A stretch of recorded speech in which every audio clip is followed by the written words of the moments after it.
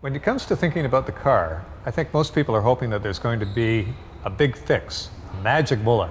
We're just going to be able to change the technology and life will go on as it always has.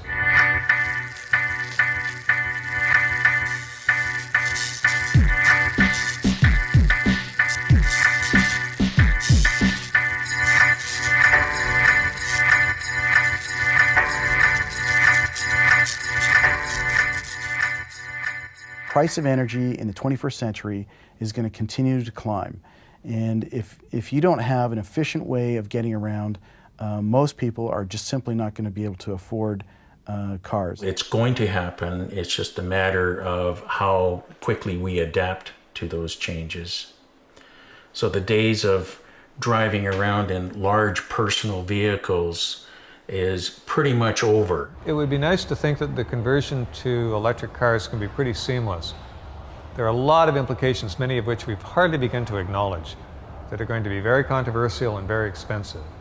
In the past, before we even had fossil fuels, people got around by walking, and if you were rich, you had a horse, and if you were even richer, you had a horse and carriage, and only a very few people had those. After the Second World War, as a result of the kind of transportation planning that we did, we separated everything out. Densities dropped, partly to provide for enough parking. So walking, not practical. We ripped up the old streetcar lines. Bicycles became toys. Everybody drove. And that's kind of put us in the dilemma that we're in now. Kind of change that we need, which is actually pretty small when you think about it, just having a place to plug in your car, has huge implications. How are you going to rewire your city? So if you start adding on a lot of extra electric car loads, the power has to be generated somewhere. So where? You know, are we going to build nuclear stations? There are various alternatives. People are very fond of things like wind power, but you know, that at the moment is not going to meet the needs that we have. When you look at sustainable energy sources such as wind and photovoltaic, geothermal, hydroelectric, those are all electrical sources of power. So if you want to drive a sustainable vehicle, it has to be electrically driven. There just is no choice. So I don't think the technology really needs to be developed. The main problem with acceptance of electric vehicles is acceptance of things like the shorter range and the lifetime of the batteries. And so those things need to be in place before people are going to accept and buy electric vehicles.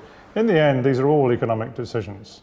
You know, people are only going to buy electric vehicles if they see that it is not going to cost them more than what they have at the moment.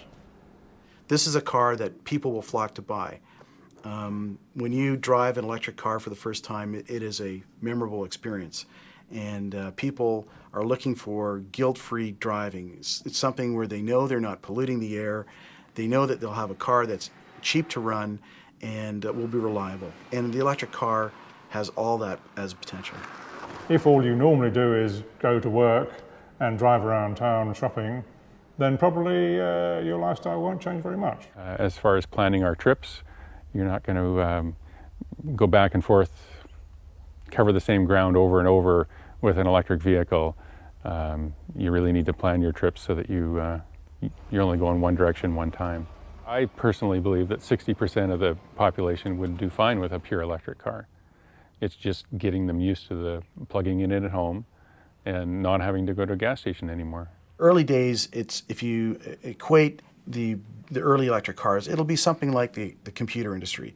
The first computers that came off the line cost $10,000 and basically have the power of what currently you have on your wristwatch today. They'll have a car that they don't really have to worry about the cost of energy to drive it. Maintenance and repairs will virtually go to almost a nil. Anybody should be able to afford an electric car in the future when mass produced. And the electric car is the only way we can continue to have the freedom of personal transportation and move forward into the future without destroying our environment. I'm not going to ask you to make a sacrifice. I'm going to ask you to help us evolve a transportation system that gives you more choices. I'm not underestimating technology. It always comes up with some surprises. At the same time, positive vision that mobilizes resources and creates the kind of unity to take on those challenges. Those can be great times in society and human history too. Well, we've got the challenges. Now we'll see whether we're up to it.